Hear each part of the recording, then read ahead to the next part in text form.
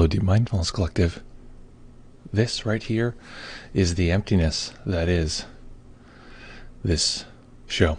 Folks, very happy to be here with you. Very surprised that the camera that I thought I fixed is fully not working. Folks, great to be here with you.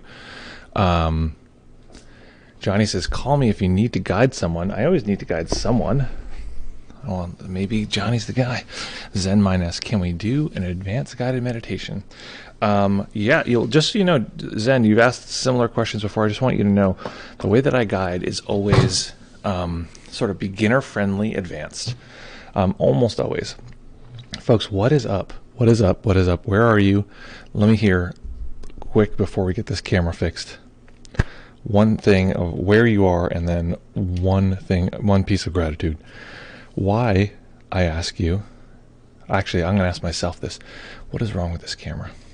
What is wrong over here? Okay, let's get the doggy cam going.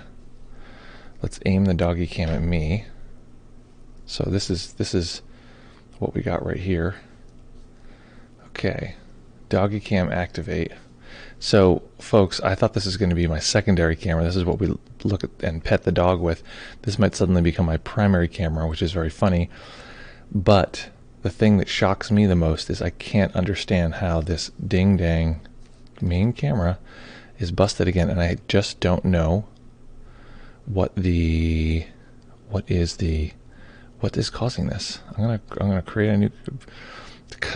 What is this? I don't understand. Why would this be the case? Maybe some other thing is stealing the camera's juice. Is there some other app open? Sorry to have to go through this with you guys. I'll give up pretty soon. Trust me. I'll not worry too much about it. Is Discord open trying to use the camera? No, it is not. Okay. Folks, very nice to be here with you. Okay, Nick says, Deep Snow Collection from Karlstad, Sweden, only on my way to recover, hopefully, gratefully for having this stream as an anchor. I'm grateful that you're here. I'm also grateful that you can see me, even if it's like at a weird-ass angle. I'll tell you that right now. Okay, let's get this thing going. Let's pump this thing up, and I'm just going to move this doggy cam because this is a joke again. Again, with the joke doggy cam, this is very silly. Okay, let's try, where do we move this? Where do we move this to? Let's try to move this over here. Funny times, folks. As always, technology. Dun dun dun. Is this a good angle? Weirdly pornographic, unfortunately. It's like, okay, how do we get this thing to work and not be a big pain in the ass? That's my ceiling. Welcome. Welcome to the Deep Mindfulness Ceiling. My name's Janusz. I'll be your host today. Okay, and panning down, and down, and we have me. Hello. Here we are. Okay, let us expand and contract this sucker. This thing makes my face look like I'm burned, but that's okay. You know, vanity. Okay, let's expand this sucker to fill the screen. Vanity never came my way. Okay, here is that's filled in. Let's pop that down below. Excellente, and let's get ourselves a little more angle this way. Folks, it's almost like we got a stream going here. Great to see you. Weird angle. This is not flattering. That's fine. I don't need to be flattered every moment of my life. Come on. It's ridiculous. Glad to hear that Nick is feeling better. I am too. Nick, I'm glad that you are doing better. And let's see here. The dog is active right here. We don't have a doggy cam, so we'll just have to pan and scan. Hello, little doggy. Hello. Let's see here. I'm getting ready for Christmas 2021. Very excited about that. Glad to hear that Nick is feeling better. Good morning from Brooklyn. Grateful for freshly washed hair. Oh, that's so fun. That's great.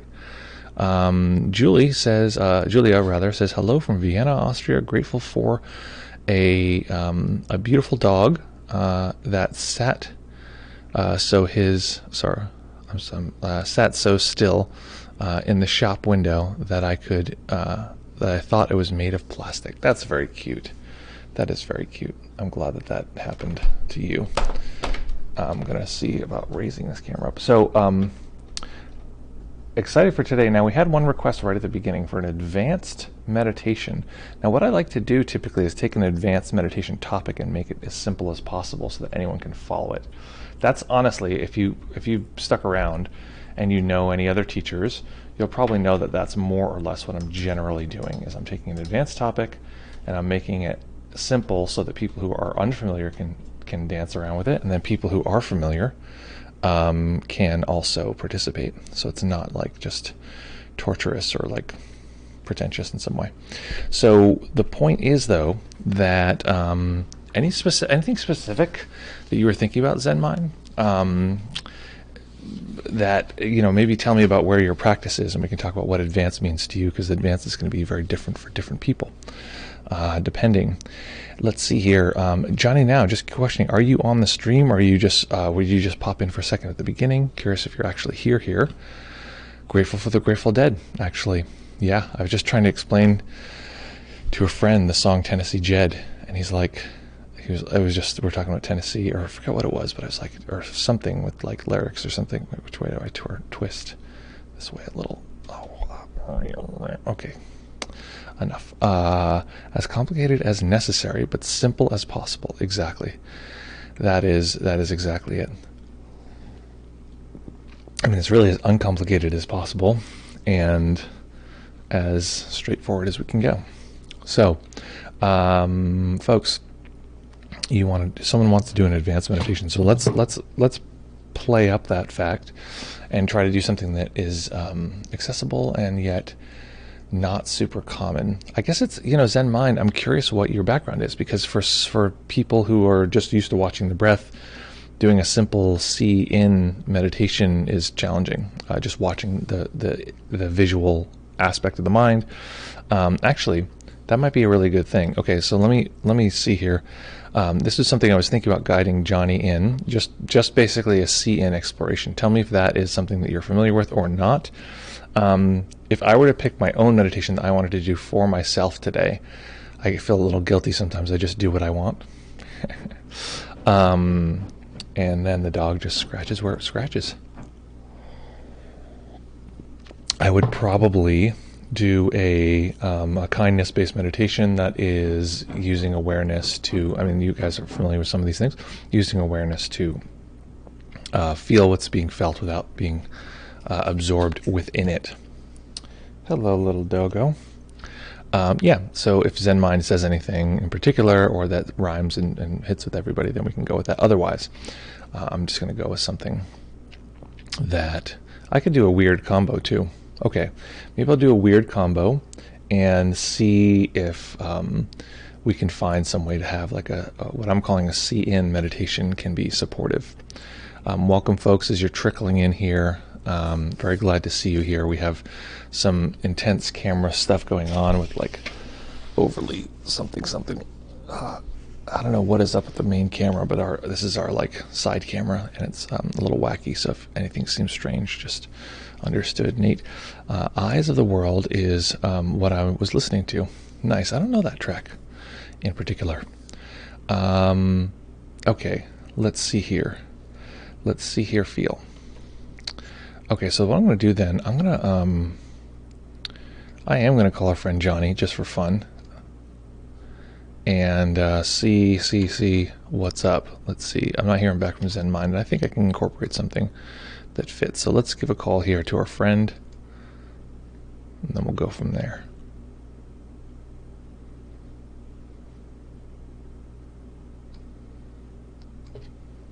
Might not happen. Might just be a lark.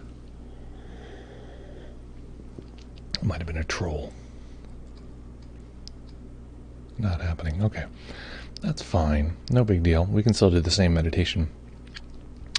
Excellent. So, folks, what I'm going to do is I'm going to encourage you to be still for the duration of the sit. Let's see here. I guess that didn't happen. Let's see. Beep, pop, pop, beep, pop, pop.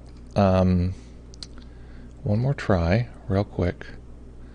Oh, this guy. Let's see.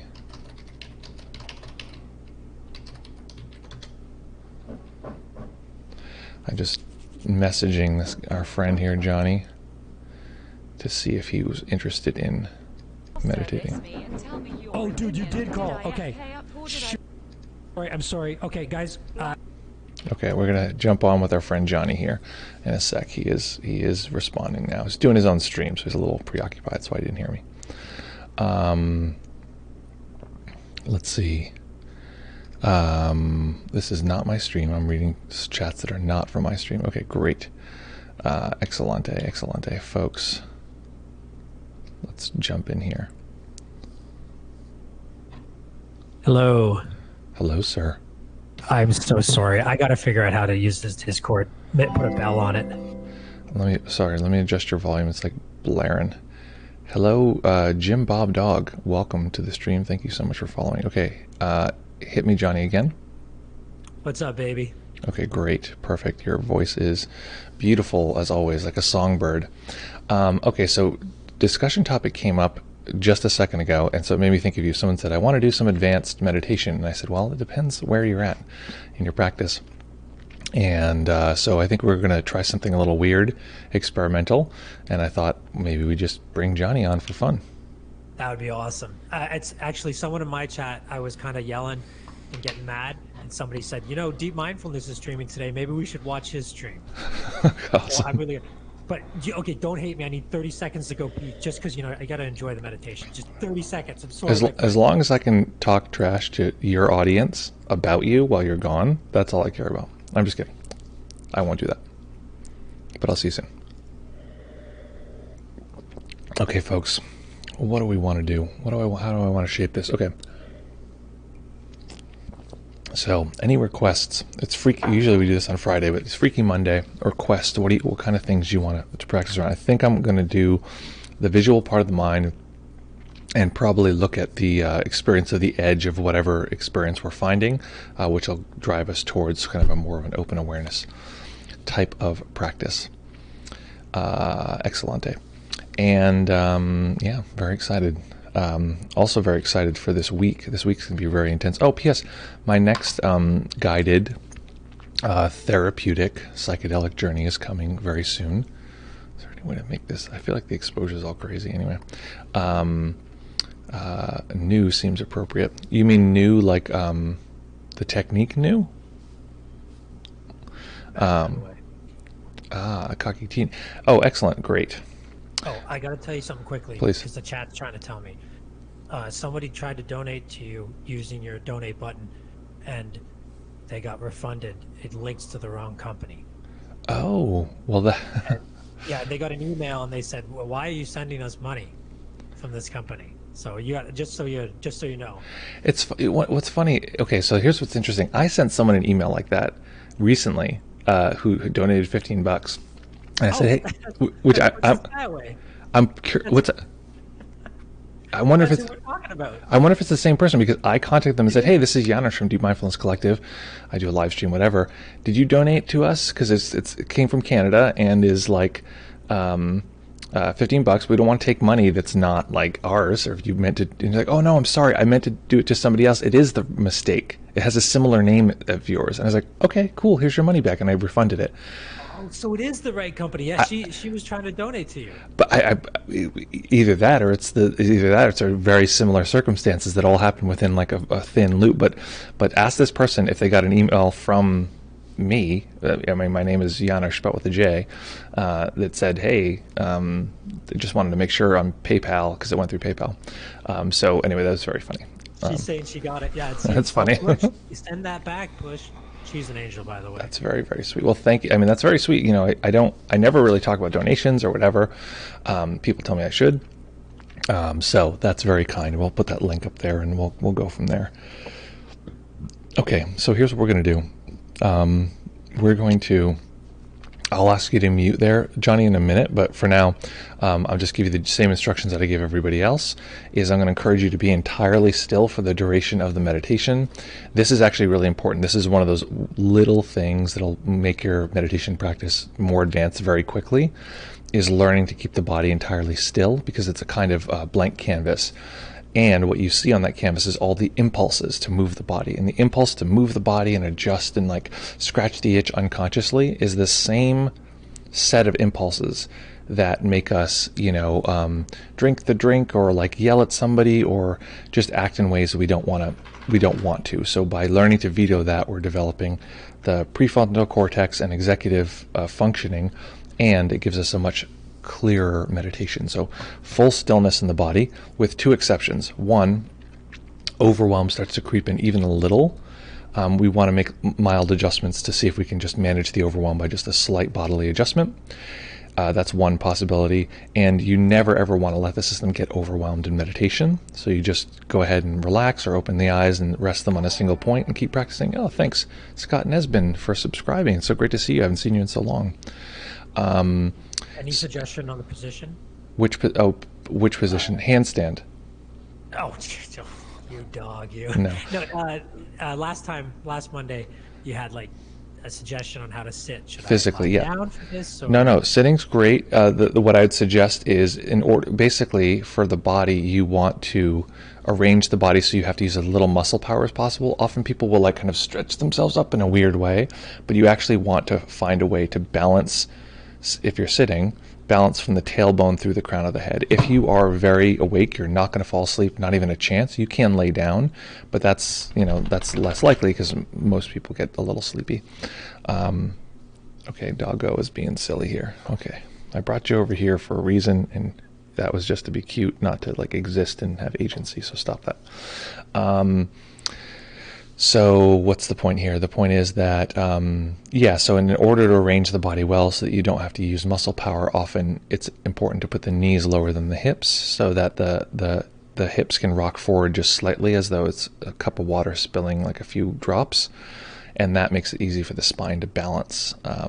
Those are just some fun tips. Any other questions before we begin?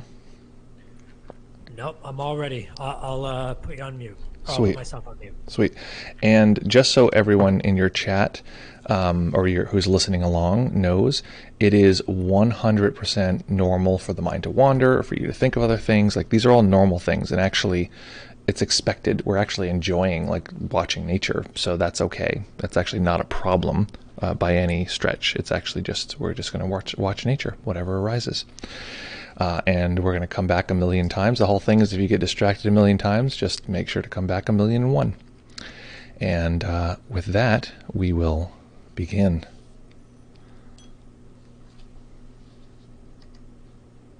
Oh, looks like the camera here is also messed up. What does one do about this? I see. Okay. Just one sec here. I have to adjust. The camera failed, so I have to fix this one too.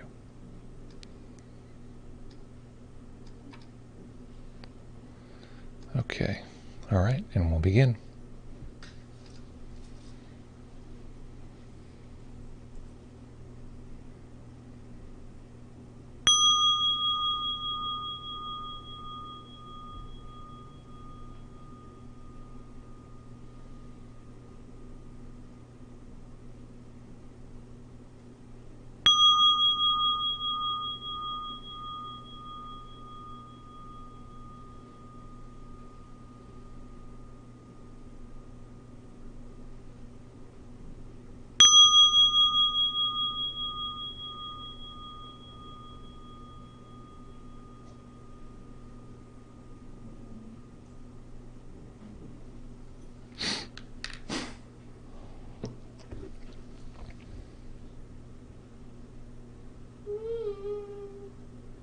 Beginning by taking a few comfortable deep breaths.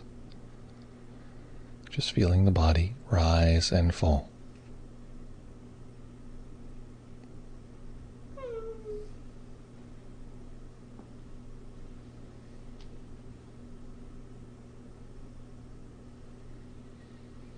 Each time we begin, a meditation. In fact, each time we come to any particular moment,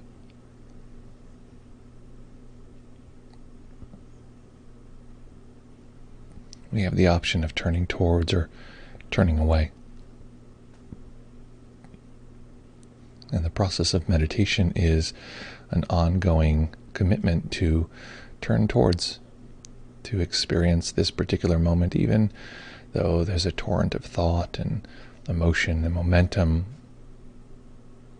that'll push and pull us in lots of different directions. This is natural.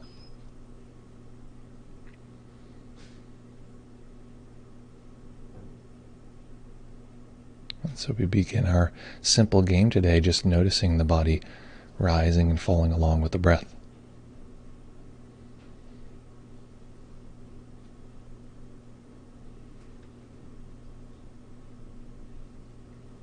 Noticing that this may seem minor, unimportant, but a great deal of the training is to be interested in something very, very simple.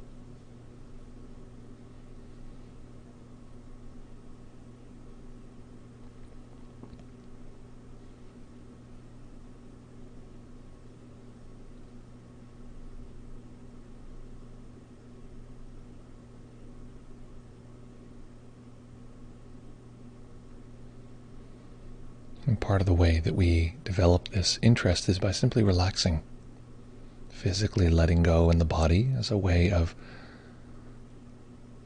breaking the momentum of the mind that wants to jump around in a million directions.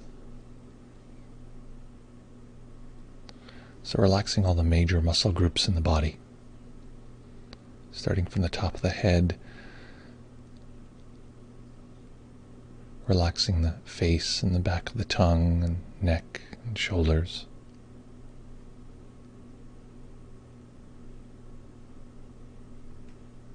The arms and hands.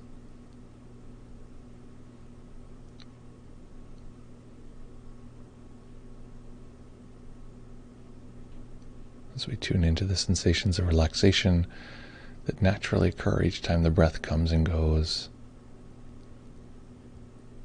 in the upper chest and upper back, the belly,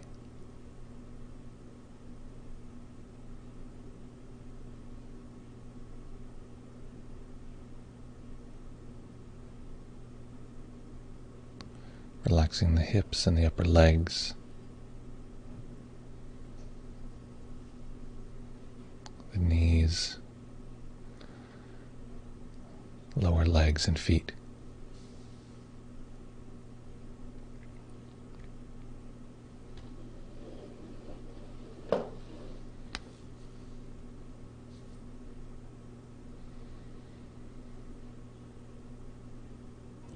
And knowing that we can physically relax more than we can physically feel.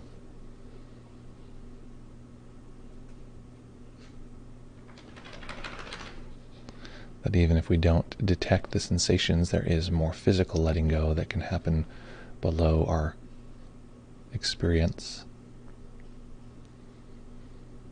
Letting go even more deeply. This is part of today's practice. We're just going to physically let go until it has some degree of an effect on how solid our sense of a body is. This might sound strange or contradictory, but our body and our sense of our body are very different. So we're observing our sense of our body.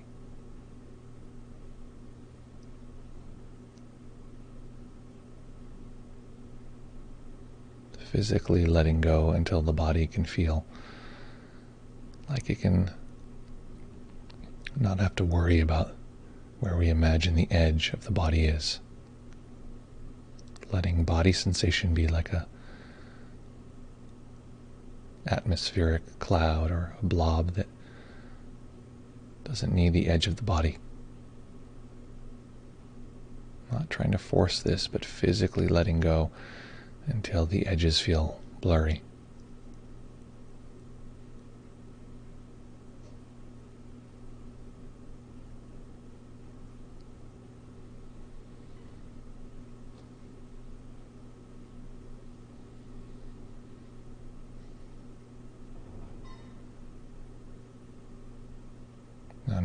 when we have this experience, we slip into sleepiness or dullness. This is often the experience that precedes sleep. So we want to be sure that we're staying with the very crisp quality of this particular moment. This is not a generic moment.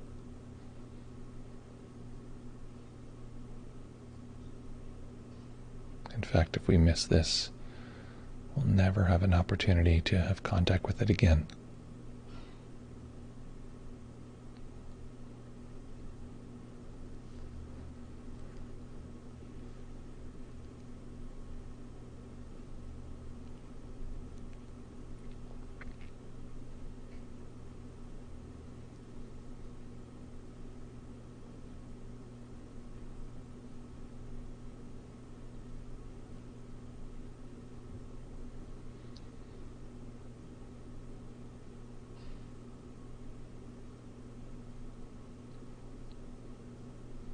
So we'll spend a little bit of time simply observing the experience of the body and observing edges, what feels like the edge of a sensation. Noticing that the mind is a little bit like a teenager, a little know-it-all. It tells us the edge is here very confidently, but that's often not what the sensation says.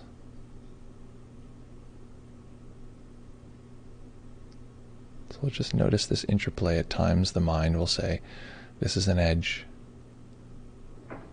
And maybe that seems believable, or maybe it doesn't.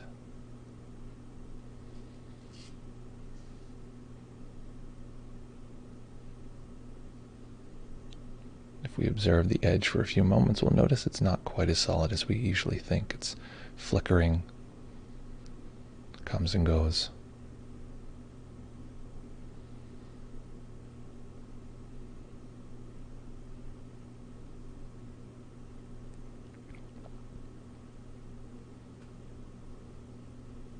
Noticing that often some sense of an edge. I feel the sensations of my left arm, and the mind says they're exactly in the shape of an arm.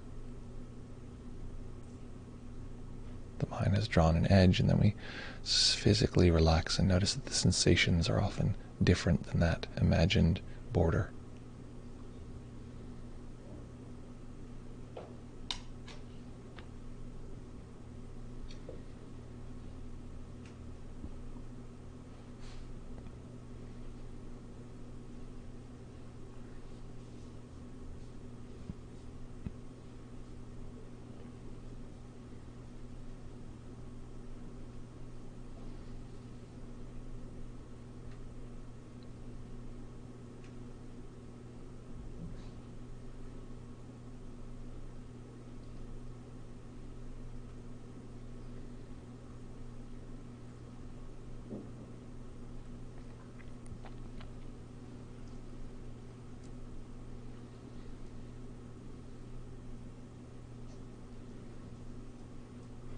And staying with the practice,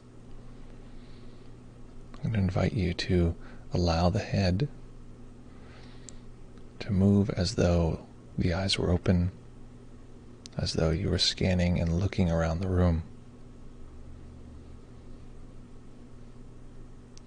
Noticing that the mind produces the imagined room around us.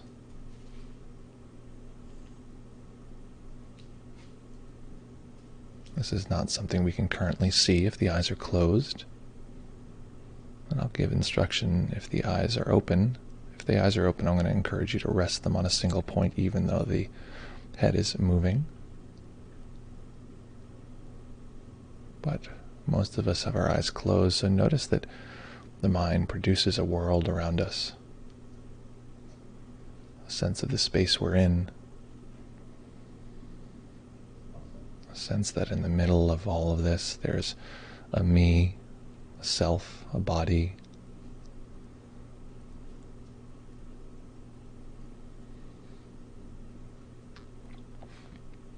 Very conveniently, the mind creates an up and a down, a left and a right, a front and a back, to help this animal mind navigate the world.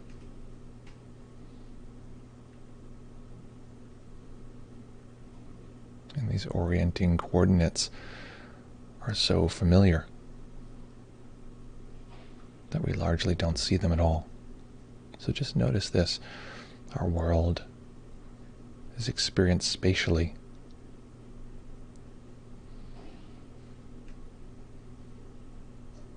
There's a sense of a body extending out down below us. If we tilt the head down, we can notice that there's our feet way down there and our belly button a little closer. Left arm over there, the right arm over there. The nose is very close in front of us.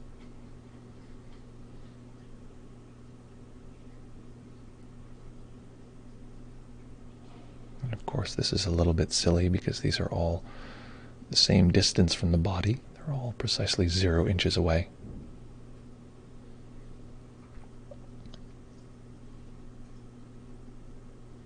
But the mind is like a ruler, measuring everything in comparison to the eyes. In many ways, the eyes are the center of our experiential world. If something's close to the eyes, the mind tells us it's close.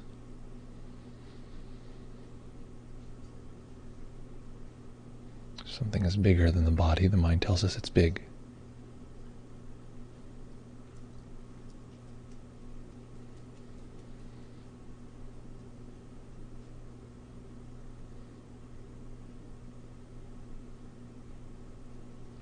And notice as we allow the head to scan around the space that we're in, the mind keeps reorienting. This is a little bit like playing VR, where the game will render whatever we attend to, wherever we put our attention. The mind will give us a little piece of detail. And then as we turn the head and attend to some other corner of the room or some other sense of the space around us, new material is rendered, and of course it's too much computing power to render everything, so it just drops away what was there a second ago.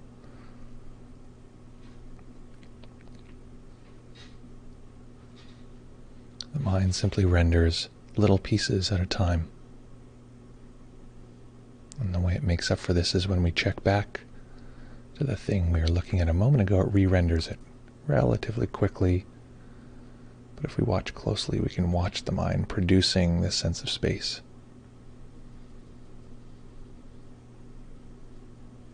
Producing this orientation.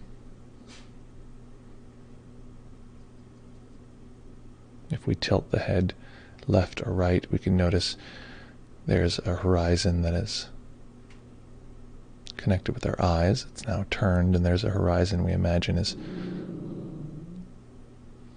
along the usual horizon.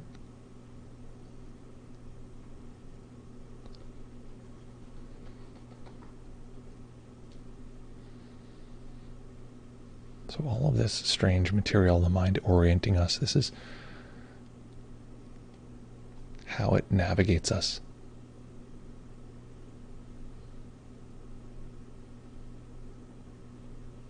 The mind creates a pattern, plops us in the middle of it, tells us that we're the most important characters, of course.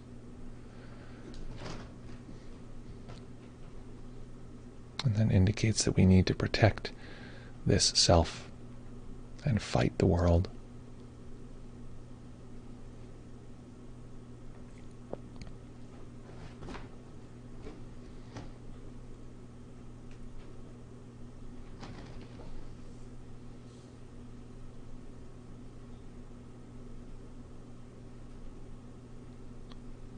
So of course this experience of mental seeing isn't as clear as seeing with the eyes open.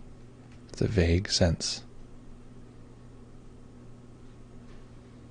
So notice this as the head moves around, looking at the space. Again, the eyes are closed.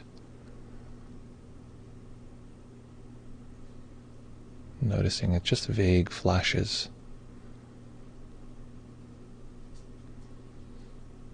And in a moment we're going to try something different to mix it up just a little bit. Getting a clear sense of what this experience looks like. How much detail you can detect without the eyes opening.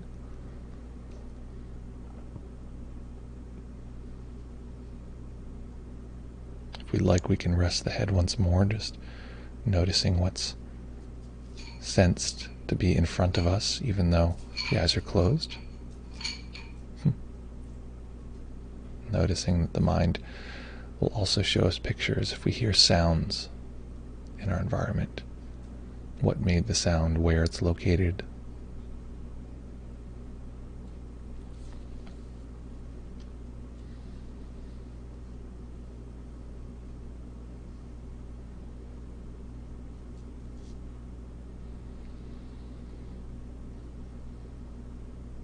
So getting a clear sense of how much detail you can detect even with the eyes closed.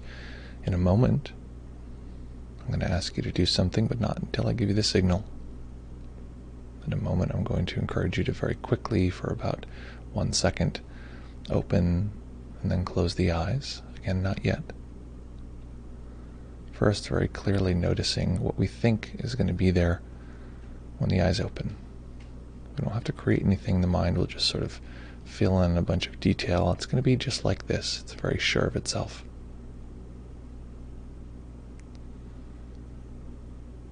And when you're ready, for 1 second, very quickly opening and closing the eyes. Noticing that seeing with the eyes open is very detailed. Lots of specifics, but only in the small area that we were looking.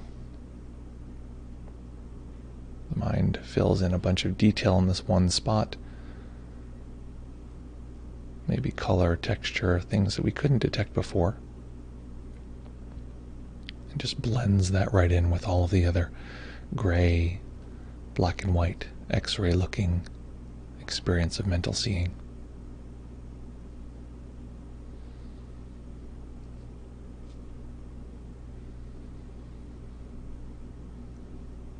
Noticing that the mind is very powerful. There's a lot of computing power. So, for instance, we can put something into our environment. We can add something. So let's imagine that there's a sort of godlike goldfish in front of us that can talk.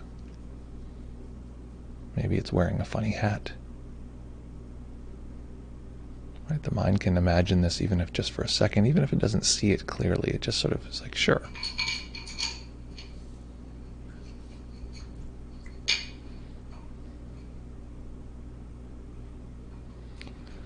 And letting go of imagining anything or trying to create.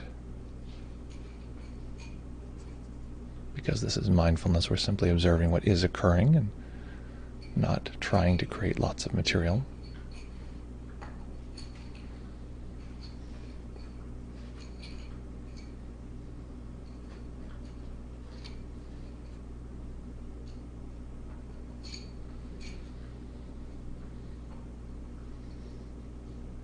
Let's attend to the overall experience of an edge. So within all of this, there is an experience that there is a center, that's usually us, and a world oriented around us. Things are further away, the farther they are away from the body. But notice even with this, the world that the mind is rendered is relatively small. It doesn't go out infinitely. Maybe there's a room or a space that we're in, maybe a little bit past that, but it's a bit of a stretch for the mind to render much more than this. It can show us a flash of a map or an image of a city that we're in or a place that we remember, but not so much a solid map. There is a kind of border, a point at which the render breaks down. So we've been attending to the part of the mind that solidifies, that creates this story or creates this solidity of physical orientation. But we know this is only half of the story. Perhaps this is very difficult for us and we can't find any orientation. We haven't noticed any of the things I've described. That's fine. That's nature. Let's attend to the non-organized experience. The haze that seems to make all of these borders a little fuzzy. The sense that maybe this center, the me, is not quite as well defined as our cocky teenager type mind would tell us.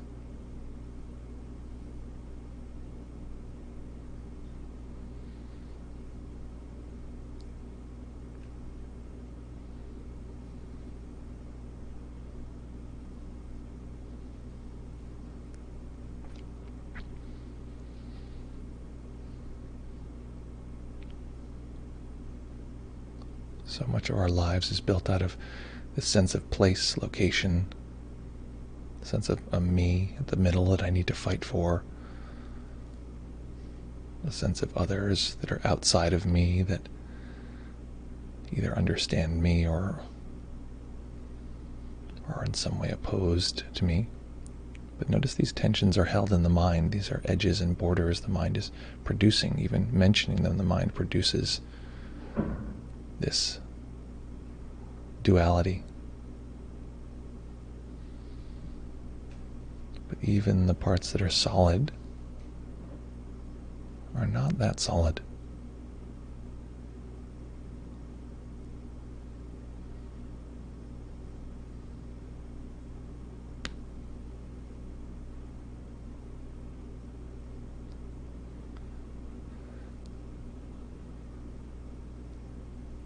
So in this way we can see the entire meditative path, the entire path of transformation, what's sometimes called awakening or transcendence. There's that which feels solid and arranged, ordered, that the mind relies on, leans on to feel stable. And there's the soft atmosphere, the cloud of awareness that doesn't care so much about these edges.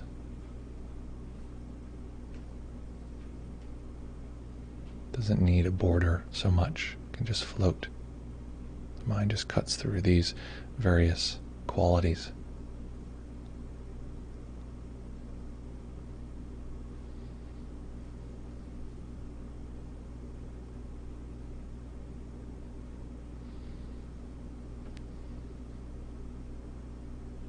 Noticing if any part of us is judging or assessing, this is going wonderfully or this is going terribly. This is another way the mind divides up reality. It has a vague sense of some imagined better world, or imagining this experience extending out forever, and that would make us happy. Notice how there's part of our experience that doesn't need this to be different.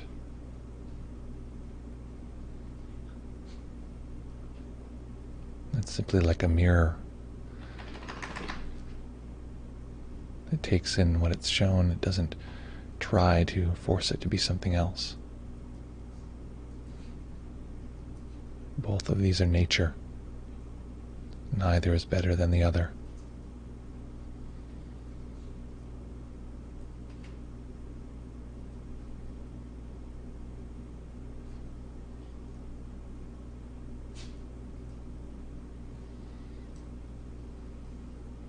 And we're going to stay with the practice. We're going to stay in stillness until the bell goes silent. Noticing that even saying these words allows the mind to divide our experience into time. Maybe we've been thinking about time this whole meditation. The mind has been dividing the world into now and some nearby or future moment. Again, noticing that this is natural for the mind to divide the world into a self and other, into this moment and some imagined future moment. Things we want and things we don't want. And the freedom comes from recognizing that these are two forms of the same dance.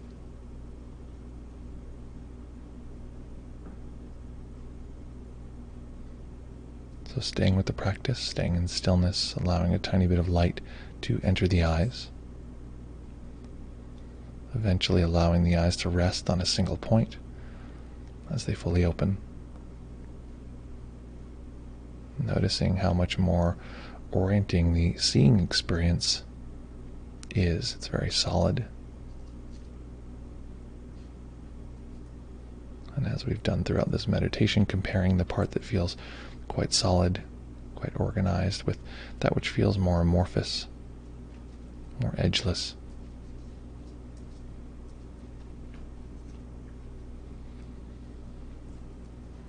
And in this way, letting this particular moment be the great teacher. It shows us how we might bring this practice into every aspect of our life.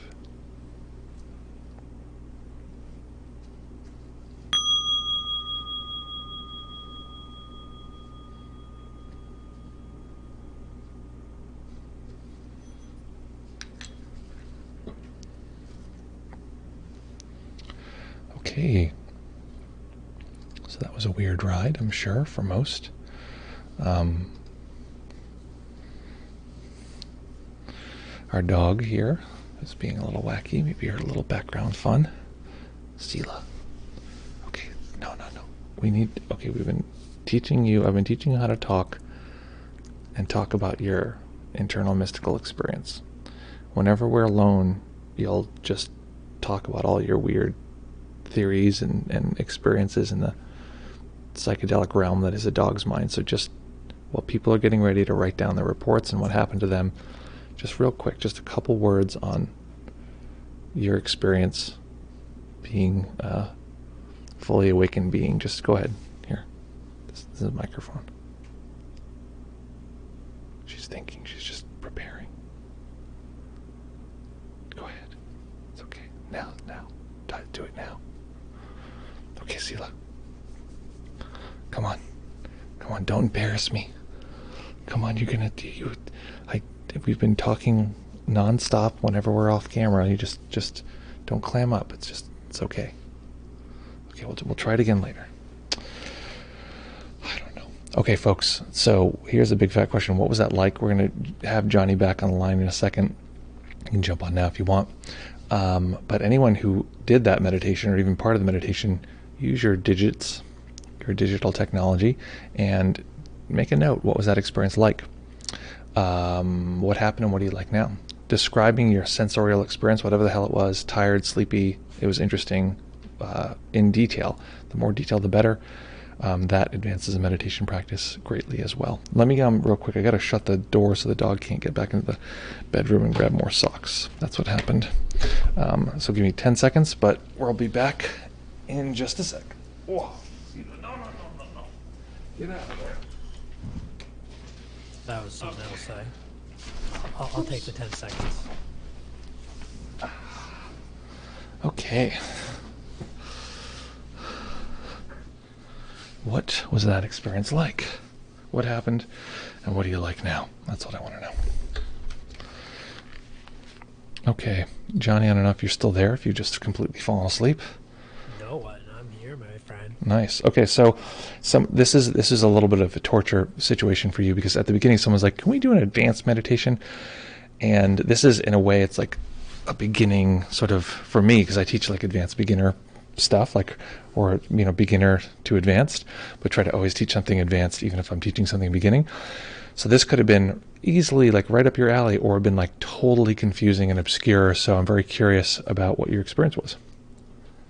No, I found that one like incredible, and it went by like super fast too. The wildest thing was when you had us open our eyes for the 1 second. Yep. But you prepped it before, like, picture what you're gonna see. Yeah. And it was shocking, because even though I've stared in front of this all day, Yep. my image of it was not anywhere close to what it was when I opened my eyes.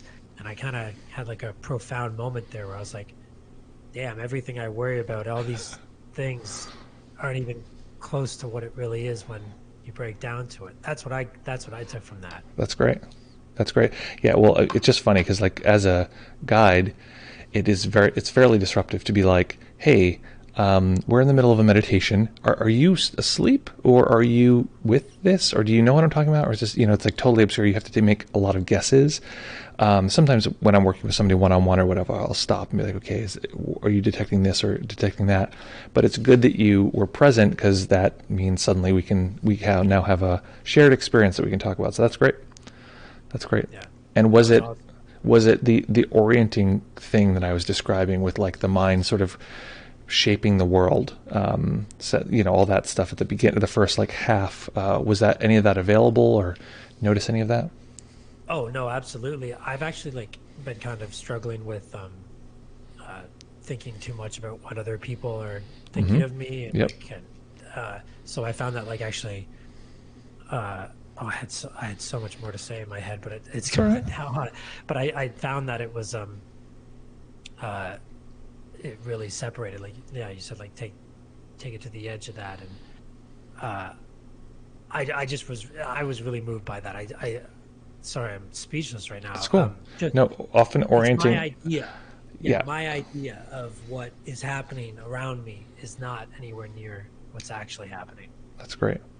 Yeah, I mean, this is often the case, that orienting, basically reorganizing the mind after a meditation, especially when we focused on like, hey, it's not quite as organized as we usually think it is often confusing. And it's like, and there's a sense we have to like pack everything back in and like be organized. But if we get enough of a taste of that kind of possible freedom, the system just doesn't want to reorganize. And that's a lot of the path, is like, okay, I can actually operate perfectly well from a place where I'm not there as much. The self is just much less, prominent in that way. So yeah, super cool. Well, awesome. Well, thank you, my friend. I'll let you get back to your show. Thank you Well, so much. P- Call anytime. P.S. Before you do, I'm just curious, if your folks have, if anyone, I don't know if anyone in your stream participated or wants to give any report about what their experience was. Just so folks know, and this is you reporting on what your experience was. It's super powerful in meditation. Just either write down or say out loud, or type out what happened in the experience itself. And so, just checking in. Love to hear your report. And is there anything else about the meditation that was either you just noticed or remember, or any moments of clarity that happened throughout? Just I that profound thought that like, dude, stop worrying about what other people or what like I'm creating this world that is against me in my own mind when you open your eyes even for a split second and you can realize it's not anywhere near as bad or as complicated as you make it Yeah, seem in your head. And I like that you said stop worrying about some future moment. I feel sometimes like I just nonstop am waiting for a better day or waiting for a better totally. time, and it's like I was just like, but this is the only time right now. Now, and A oh, good. cool. Oh, sorry. Go ahead. I was just going to respond to what you were saying. Yeah, well, basically, I'll tell a little weird story about a very, very intense experience I had on a retreat that's very similar to what you're describing. This is part of why this is so central for me as a meditation teacher. Is a lot of what meditation is we look at the present moment, and if we look closely enough, we see that all the stories and narratives about who we are and what we do and what's important and all the fights, they break down very, very quickly. It's just like they just poof of smoke. And I think at first we don't take that seriously. We're like, yeah, sure, like all of that disappeared for a minute, like it was just like an instant without stress, or an instant without the fight or the narrative. Like, so what? The mind's like, okay, that happened for a second, because it's a numbers game. We're, 23 and a half hours of the day, we're doing something else. And the mind's just like, anxious, looking. And the fact is, it was a moment without all of those stories and narratives and stresses, etc. So it's very, very important. So anyway, that's the basic principle behind it. But you're exactly right that the stories we tell about ourselves, and especially what you're describing as self-consciousness, is like such a fucking weird illusion. So the experience I had on this retreat was, I was meditating, really intensely. Retreats are like 7 days to like many months of just silent, continuous meditation. Your only contact with humans is the teacher to ask a question about the meditation. Sometimes you like chop vegetables or something, but that's it. And I was meditating very, very deeply. And there was this moment when I like turned my head in a certain way, and the part of my mind that orients space and orients objects, etc., just cracked. And for half an instant, I thought, but what I saw, what I believed to be, was just unoriented, unorganized sense data, and the world just looked like television fuzz, but like super duper high def and color. But it was just fuzz. But it wasn't like I was hallucinating. It was like, this is the world without the mind gripping onto it, which is fine. That's some weird visual thing that happened, but it cracks something inside of me. And this is during a retreat, and I'm all of a sudden like weeping openly, like, and like, it's just like uncontrollable. And now this happens on retreats. Sometimes people cry, and it's just sort of given. It's like, okay, cool. And the teachers are kind. And I was weeping very intensely, and I, kind of went off, so I wasn't just disturbing everybody. Not like way off, but just off to the side so the teachers could find me. And then teachers came over and were like, are you okay? I was like, no, this is good. Something good is happening. Like, cool. And one of them just sat next to me and didn't say anything. And realized I was mourning, and it was just so intense. And I was like, what am I mourning? This is so, I don't understand. And suddenly I like just tracked what just happened. And I realized, and this is such a weird thing, this is like what meditation does, is give you these flashes. It's called insight. And it basically said, the thought that you have all the time, very frequently at least, which is self-consciousness basically, you're thinking about what other people are thinking about you. So I create an image in my mind of their mind, and then create an image in their mind of me at this current moment. And then I'm navigating my body and my looks and my things based on this imagined thing in their mind. And it was basically saying like, that is ridiculous. Like, it just doesn't make any sense. It's like so much work, and it's ridiculous. And I was like, oh my God, like, it was so clear that self-consciousness basically was just a total pile of crap. Or it was such a weird construction. And then, wow, that's so true. And then the thing was, I was like, but wait, why am I mourning? Like, that's an interesting revelation or realization, but what am I mourning? Because I knew the experience of mourning. I've had, some other clear mourning experiences. So I was like, what am I mourning? And I realized, well, I'm mourning the loss of that, because that's safe. My mind does that to keep me safe, to feel like controlled and say, oh, if I just think about what you're thinking about me, then finally I can relax and be okay. And it's just a way of trying to be okay. And I lost that, but it was also, then all of a sudden I start laughing. I look like a fucking mad person. I just start laughing. I'm like, that's so fucking funny. Like, that I thought that was reality. And so anyway, it's just like that. It's go ahead. Beautiful. Yeah. From that point on. The stories we tell. Yeah, exactly. Yeah. From that point on, self-consciousness still arises, but I can see it as like a cartoon. So the reason I tell that whole extended story is, you just had the exact same experience. It wasn't at the same scale, but it's the same material. So I think that experiential thing that you had about like, wait a minute, like maybe these stories aren't so important, is like, you can hone onto that experience the same way that you can, like, after having tasted a strawberry, like, it's part of your DNA. Like, you can't untaste that now. So you can use that little kernel as a kind of North Star to teach the body mind, like, hey, I'd actually like to go further in that direction. So hopefully that's helpful. Wow, absolutely. I got a lot to think about. I want to quickly tell you this. I love that, though. I'm going to keep telling myself all day to mourn the stories I tell myself, because you're right. They're absolute. I spend all day thinking about, I had a crush on this girl here. I think about what she's thinking about me. I think about, my like, got drama on Twitch here. I'm thinking about what the chat thinks about me, and it's just like, you're right. Like, I'm picturing someone else's mind and then putting me in it when they're not even, like, doesn't even matter. And a lot of it is that the illusion is so it's so thin, it's so fucking thin, that as soon as you look at it, it just breaks apart. But it tells you, it's so convincing. It's like, no, you really should worry about this. Like, the mind just won't stop often. But it's like, as soon as you observe what it's built out of, like in the present moment, it just collapses. But the mind says, well, that's not important, right? So let it collapse for a second. That doesn't count. But it's like, it fucking collapsed. This whole thing that I'm so worried about just gone for an instant. But that's all it is like enough of those instances in a row, and you're like, maybe it's not such a big deal. So anyway, that's awesome. Amazing. Yeah. Okay, I'll quickly just say, I saw one comment here that says, so cool. I've never been able to be like, I'm itchy, and then move past it before. Dude, you're working on somebody, man. That's the That's great. first step, right? That's the first step. Well, that's what people think, is that they have, like they have to move because there's some discomfort or there's some itch, and not doing that, it seems like such a dumb little thing, like don't move the body. But not doing that is teaching the system at this fundamental level, I don't have to think that thought.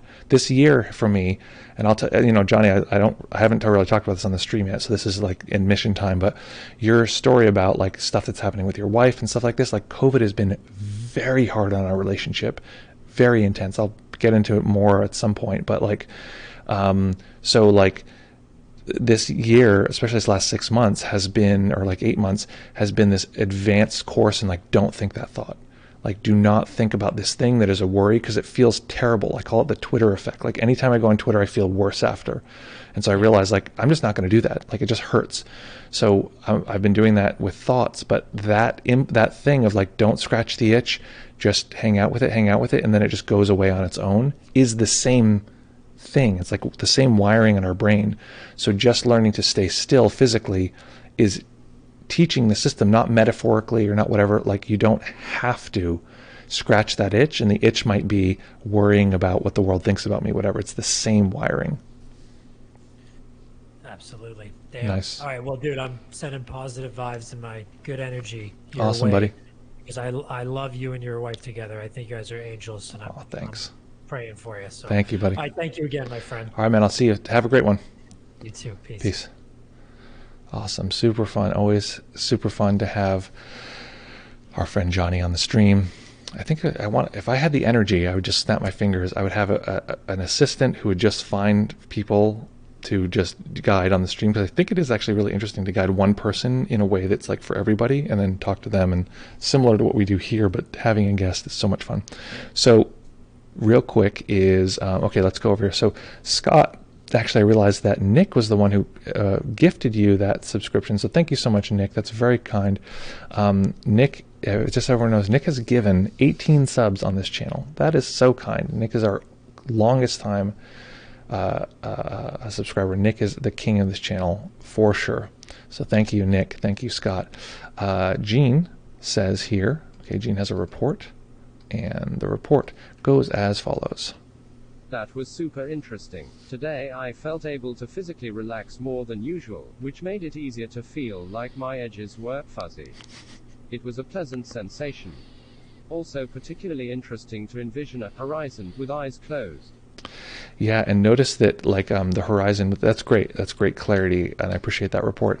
Notice the horizon is always there. Everything is oriented, and when you turn the head, like the horizon sort of like kind of tilts a little bit, but it still maintains this other one. You can feel the tension between the two. In fact, the only way that you can tell your head is tilted is that mind is producing a tension between the two. There's this sort of one that we're used to, and then there's the one that the mind is producing in this way. And the tension there is how far we're tilting our head. And when we're really upside down, the head can feel very like loop-de-loop. I have vertigo, very mild vertigo sometimes, and then like seasickness if I'm watching shaky camera. And it's exactly that. It's that level sort of like fighting and being confused and that kind of thing. So that's excellent. Jim Bob Dog says the following.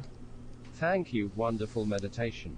Peaceful, grounding, loved exploring the edges of self, found difficulties as well as success with focus. Excellent. Well, that is a great, finding difficulties and success is the name of the game. I'm curious because sometimes our friend Zen Mind, who might still be here, is like, I want advanced meditation. And if anyone has been meditating for any while, it'd be hard to count that not in the realm of advanced meditation, but we did it hopefully in a way that was easy enough so people to kind of like pop in, pop out, or who aren't. Thanks for the follow there, Video Nipple. Very kind. Hopefully you're not just a strange troll here to pick up people for your OnlyFans. I'm guessing not. I'm guessing you're a real person, so that's very great. Thank you so much for the follow. That was what I talk about as advanced beginners. A beginner can do it, but it is absolutely having direct contact with the transcendent side of our practices. So Push the Sky Away says, I realized I have barely any render, which is wild, but my mind renders the space as much bigger than it is, so the only thing off is the actual perspective. Yeah, and just to notice, some things are on, some things are off. But if any of this stuff we look at long enough, it just looks like I'm trying to think. So I took this picture. This is a photograph, and it'll probably look like a photograph to you. Let's see here. Okay, it looked like a painting to me. I just saw this painting, and I took a picture of it. Let's see. It just looks like I thought it was a painting. It looks like a blurry photograph. Let me see what's on the screen. I saw this yesterday. Let's see, where is this? And I was like, is this a photograph or is this a painting? Because I could imagine this being like a brushy, from a photo maybe, but like it was like a painting. And it ends up it is a photograph. But what is happening here? Let's see here. Is like in painting and abstract painting and paintings that are using visual or usual representational reality and sort of changing it, like Monet or something like this. Is this that what it? Oh, that's what was blaring this whole time. Was this light was poking in my face? Okay, so it's using this sort of the way the mind is always trying to grab onto things as a kind of something we're familiar with. The mind is always trying to piece things together. So when we see like a Seurat painting, which I don't know if people are familiar with Seurat, I should find a link. When we see a Seurat painting, it is often, one of those pointillist paintings, like the people in the park or something. It feels very like, oh yeah, sure, I recognize this as a thing the mind does, because it's just not like fully rendered. It's sort of like still in this realm of like a kind of pointillist breakdown. So that is exactly how things tend to work. So just noticing those details can be very impactful, insightful. Nick says, great, clarifying, quite a packed one, great for a jumpy mind, seem like senses are only showing us the world like the graphic interface on a computer. Very simplified so that we can use it without a degree. But we can get some peeks of how the construction mechanism works, rendering only what's necessary at the moment, etc. Exactly. Yeah, and that's like just noticing that. It's just like a video game. If you turn your head really quickly and you see that like it's not quite rendered over here, it takes a second and catches up or something like that. I mean, I say turn your head because this is what happens in a VR, but in a video game, it's like you turn the character very quickly and it doesn't quite render. It's just a little glitch in the game, and you're like, yeah, fine, I can look past that. Or in a movie, you see like some continuity errors, and you're like, well, I'll just forget about that. That's what the mind does, and say, let's just forget about all this and keep this narrative going. But if we just look at those glimpses, if we look very, very closely at a movie, which I'm not suggesting one does, you can see how it's constructed. This actually happens with HD TVs, where like the lighting was not really set up for HD, and there's this weird separation. You're like, it very much looks like you're on a set. This does not look like real life. This looks very much like. So interesting. I just realized my dog can hear very low sound signals. So to signal her to stop doing something, I'm knocking on the floor, and it's like, I don't think you guys can hear this, but the dog hears it. I'm just like, anyway, it's just interesting. So we're just looking at the system rendering and then noticing those breakdowns as they occur. So it's super fun, super exciting, and transformative as hell. Let's see here. At Awake, our friend says, astounded how mental image of room was created as moved head from side to side. Super cool. When meditating on body sensation in general, I perceive patches of sensation through body, but the mental image of body parts doesn't seem to go away and predominates. Is getting past this mental image of body parts and getting more to actual raw sensation important, or is it not so much of an issue? Oh God, this is such a good question. This is such a good question, At Awake. So I want to repeat your last sentence. I don't know if it'll read part of a comment or if it has to read the whole thing.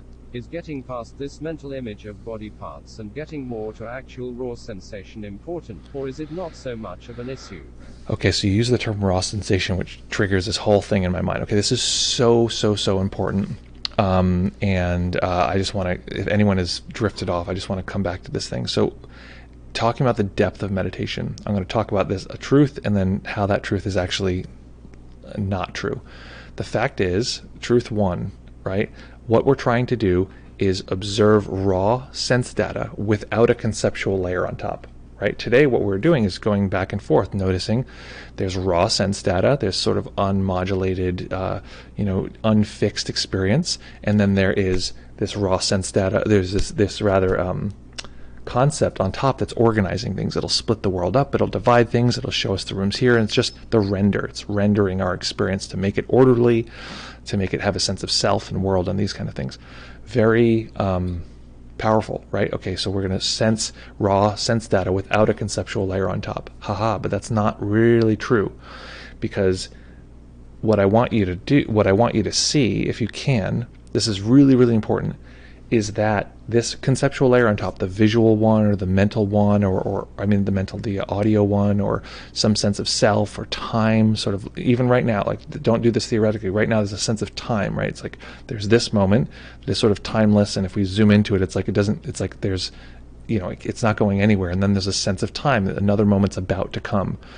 This sentence started earlier in time, it goes back. So that is the mind sort of stretching things out in this way. Or organizing, cutting the world up in this way. So this is very, very important, that conceptual layer on top, in this case the visual conceptual layer, is itself just raw sense data. So yes, the answer is you do want to move towards seeing the experience of raw sense data, but also to recognize that concepts and the dividing of the world is just raw sense data. There is no inside or outside of that process. And so we can go at that in many ways. We can just observe the body sensations and let go of the see-in or mental visual activation. In Shinzen system, it's called see-in. We can let go of that, but that's not to say that that's what we have to do. And if we can't let go of it, well, we're just failing to actually see real sense data. Just noticing, hey, these two are linked. They seem to always show up together. That is very, very good information. In Buddhism, that's called the insight of cause and effect. These two things are inexorably, we feel a sensation, the mind pops up an image. We pop an image, the mind will locate that often someplace in the body. This is called proprioception in science, but it is a very powerful insight to notice. And so you can notice the part that is deconstructed and not solid, just raw sense data without any pattern or organization. But you can also notice, hey, the mind keeps organizing things. It keeps organizing things. That is also equally as important of an insight. That's the insight of nama rupa. And that is nama. Nama means name, rupa means body. The translation from my perspective is that rupa is talking about raw sense data. Nama is talking about name or things that are organized, pattern, arrangement, any sense of space or time or location or any narrative. Sometimes I'll call it narrative, but that's nama. But to also recognize that is constantly occurring. If you get what I'm saying right now, the mind has grabbed around that. I get that concept and put it into a package. So now it's turned that into nama. But if you can feel that physically in the body, if you can see sort of where the mind is, even if it's vague, okay, I've got that idea. Often we look in directions where the mind is sort of placing things weirdly, arranging them in space. Okay, that's pretty obscure, but so for instance, here's another one, right? This is an example of the mind organizing material and then taking, and then relying on that. So I have a hand, right? Okay, now you can't see that, but the mind still holds it. The mind is organizing space and time in that way. There was this moment that was here a minute ago, and now I'm just imagining the hand basically, but which is more real, seeing the hand, which is now just a memory, or imagining the hand because it's not here anymore. Like both of those are just raw sense data. So basically, everything is nature. Even clinging is nature. To notice the system clinging and organizing and dividing is powerful. That is a very important concept. Hopefully that was clear. Awesome. Okay, next comment here. This is from, we go from the extremely heady whatever to the super fun internet style names here. Video Nipple says, I'm from Johnny's community. I enjoyed the segment. Awesome. Very happy you're here. Thank you so much for following us here. And you say, is that a Sennheiser MKH 416? You know what this is? This is known as the 416 killer. This is exactly a 416 killer. This is a clone. So folks might not know, the Sennheiser 416 is the studio standard microphone that was used for basically video for, what is it, the last 30, 40 years. It was just like the microphone. They, I think originally were like, $1,500, but that's back when like that would have been like over $2,000, I think, as far with inflation, whatever. This microphone is a clone, and it's a clone that, I've seen video tests online. It is like the people who are like, there's a YouTuber I watch called Booth Junkies, and he just compares microphones and stuff for like audio recording and voiceover, and he's like, I cannot tell the difference. I can't even hear a difference, and he's very, very, very picky. And he's like, this microphone is not $2,500. This is $250, and it's called the Synco. It's a terrible name, Synco Mic 2. That's the name, Mic 2, MIC2. So great microphone, great sound. You can just get on top of it and like, hey everybody, welcome to the live stream. Like, it's like super crisp sound with not a lot of attenuation. Really nice. I like this microphone. But good catch. It is a clone of that exact microphone. Jim Bob Dog says, I did game development before I got out of that industry. I enjoyed the metaphor. Jim Bob Dog, I've been wanting to talk to a game developer or someone, because I feel like we could really extend this metaphor and make it like a whole way to teach people about meditation, because I think it's powerful. Anyway, we should talk sometime. That'd be really great. Adawake says, thanks, Jana. So that was a great answer to my question and something I've struggled with for a while. Dog, I get that you want the dog, like if it sees a hand, it's like, I need you to pet me. It's like clawing, and her nails are sharp, so she's like on my hand. It's cute, but it's also like, okay. Let's see. Something I've struggled with for a while. I can see the difference of mental image and body sensation, but can't take apart as such. They always come together. So just remember that thing of they always come together. That is an insight. Whatever's happening is an insight.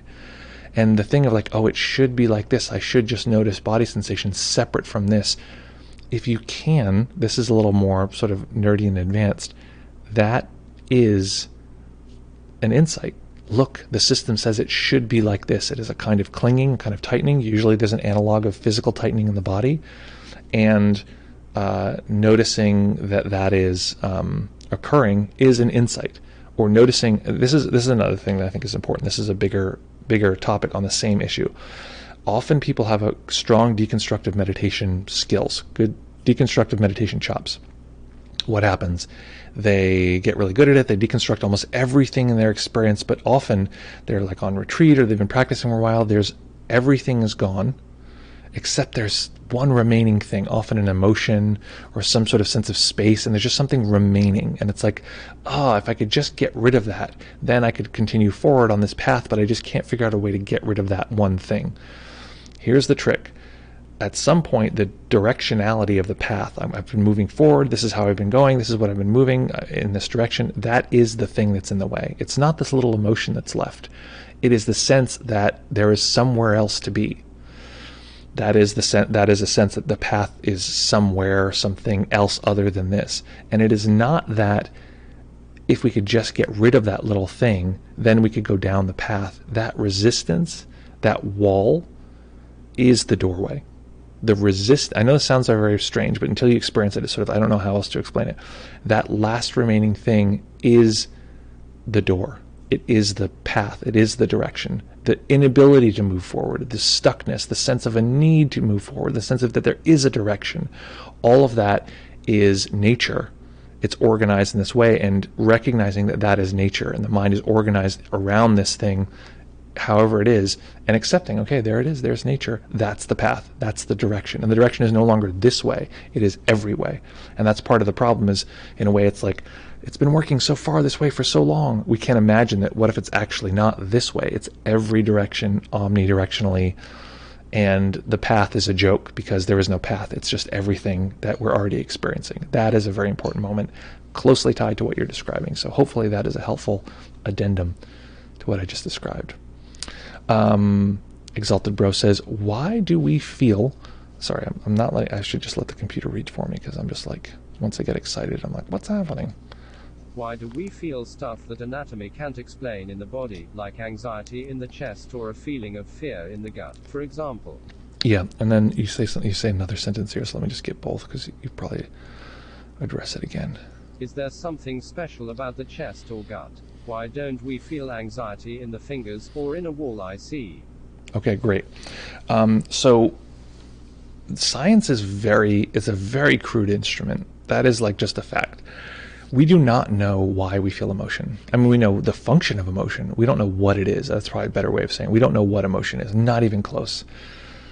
Is it, just peptides, pushing and pulling? Is it some sort of electrical field? Is it, is it just pain? That's just same pain receptors, but it's like, very subtle in some way. What is it actually built out of? With all the science we have, with all the brain scans, whatever, we can tell when someone is having an emotion, that they describe, I'm having an emotion, the brain lights up in a certain way. But actually what is occurring in the physical body, as far as I know, we don't have the science yet to point to that. So let's just, for a moment, step away from the myth that science is God and it knows everything. Science constantly, I mean, listen, I love science, and it's a little bit like a drunken lover who's like, I promise, I'm going to figure it out this time. I know I said I had all the answers before, and I don't, but I promise I've got a really good system, and I promise you I'm going to figure it all out. That's cool, but we don't want to have that be the only hat we hang on. So right now, meditation technology is more advanced than science in terms of subjective internal transformational experiences. It's just way beyond it, way beyond it. We say, oh, we can tell things in the brain. It's like somebody like looking with their eyes like this to say that they can see, the cosmos. It's like, no, like we're just not there yet. Now, maybe someday we will be, but we're just not there yet. So just because we can't, and your example says like, how can we can't explain things in terms of anatomy. So this is a difference between understanding and experiencing. And we want to be very good at experiencing emotion and knowing what the experience is like. And the fact is that if you look closely, you can experience anxiety, for instance, anywhere in the body. However, emotion is very intelligent, right? This is again gets to why we feel emotion. Here we have a being that has all the functionality, all of the, oh, it's okay, baby. It's okay. See, she's a little scared, right? So she's feeling an emotion in her body. A little scared, also a little calm. Pretty good, huh? Maybe you feel an emotion right now just seeing a cute little doggy. Hey, little lady. But it's very important to recognize that as a sensation, right? Not as just a thought. Because this dog, this little cutie, has all of the wiring in her brain to have emotional experiences in her body. She does not have the prefrontal cortex to be able to reflect back on those and use language, etc. But this is an emotional being. She is right now maneuvering and getting squirmy and whatever, just due to maybe some physical discomfort, but also emotional discomfort. We have all the same technology, but we reflect on it and we think that the linguistic thoughts are primary, when actually underneath all of that is an emotional sort of push and pull that's constantly guiding our experience of the world. So emotion is very intelligent. And you can do this as an experiment, it's super fun. Take a little time, don't just imagine it now, and if I had 10 minutes I would just guide us through it, but you just imagine something next to you that's emotionally sort of impactful or triggering. It can be pleasant, it could be something really silly. Sometimes I have people, first physically calm the body, make sure you're not tightening the body anywhere, because people confuse physical tightening with emotion. You're very, very physically relaxed in the body, and imagine next to you something very, very adorable. It's very like cute and funny, and it's like tiny little animals, eating tiny little carrots with both hands and big eyes, and they're all running around, and bring it to a crescendo, bring it higher and higher. They start bumping into one side of your body. They're like, it's really, really happening, like really make it real next to you. Then let go of imagining anything and see, can you detect a difference on your left arm and your right arm? Can you detect a difference? Come on, baby. Can you detect a difference on the left side of your face and the right side of your face? Left side of the torso, right side of the torso. And the likelihood is you can. There will be some activation, whatever it is. Something feels like more active. One side feels more neutral. Sometimes one side feels warmer. One side feels cooler. And in that case that I gave you, the likelihood is that difference is the sensation of joy. It sounds very like mechanical, like that's not joy, but like look closely, that is exactly the experience of joy that you might experience.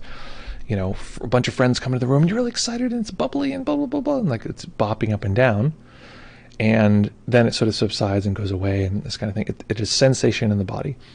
But the mind is very good about doing it directionally, because if it created this sense of fear on all sides of our body, right? Imagine that would be pretty good, right? Okay, something scary, it produces fear in everywhere. That would probably be good evolutionarily. Well, no, because it has to produce emotion on this side of the body in order, why?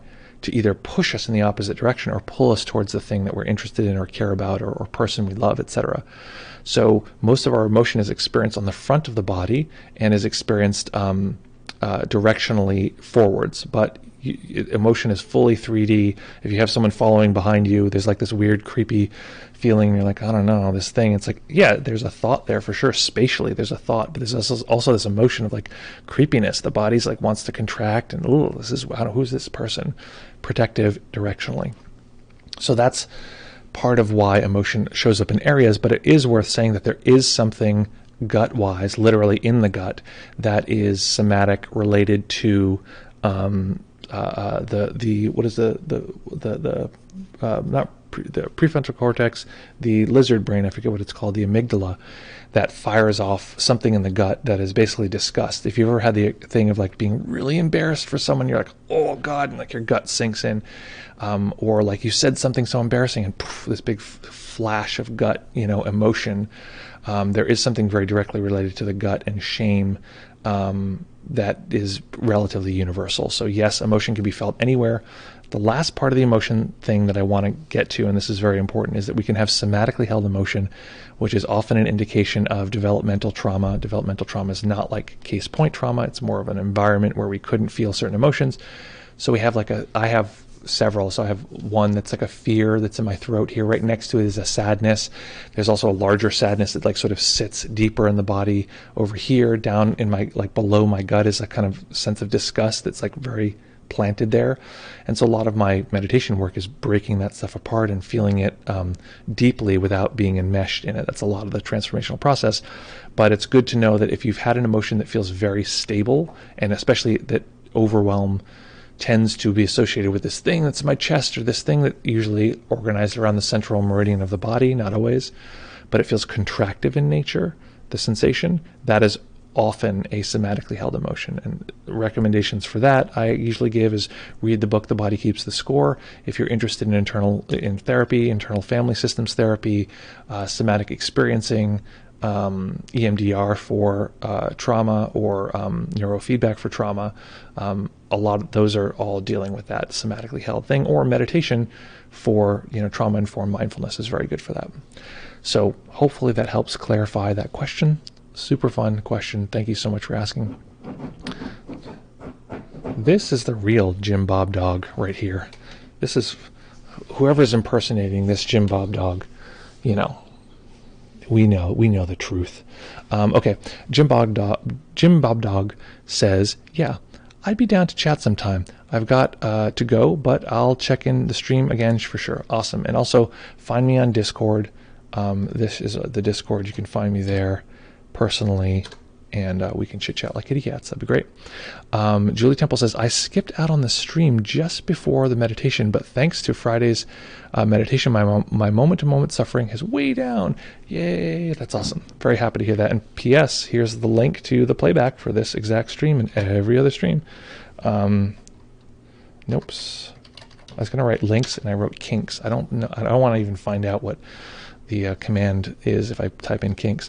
The last link there, Deep Mindfulness 2, is where we have all of the previous streams. Okay, wait, let me check the time. I'm going to jump off in a second, but if I have somebody in like 5 seconds, I got to like jump off immediately. No, I'm okay. Okay, Julie Temple then says, this is about last meditation we did on Friday. I'm repeating welcome as a bridge to awareness label mantra for much of my day. Great. This is bringing my intrusive thoughts into awareness without immediately but momentarily shutting them up. Mm-hmm. It is also drawing out the resistance to those thoughts much more, which here in practice never did for me. Great. So another form of this exact same practice, which a friend of ours, a friend of the stream, Deb, and I talk about a lot, which comes from a teacher, not comes from, but is used by a teacher named Soryu for All, is a great teacher, is yes practice. Same principle that you're doing, exact same idea. And instead of the word welcome, which I just right now tend to prefer, they'll use the word yes. And you just go, yes, whatever it is, like yes. And it happens, yes. And you just do it again, yes.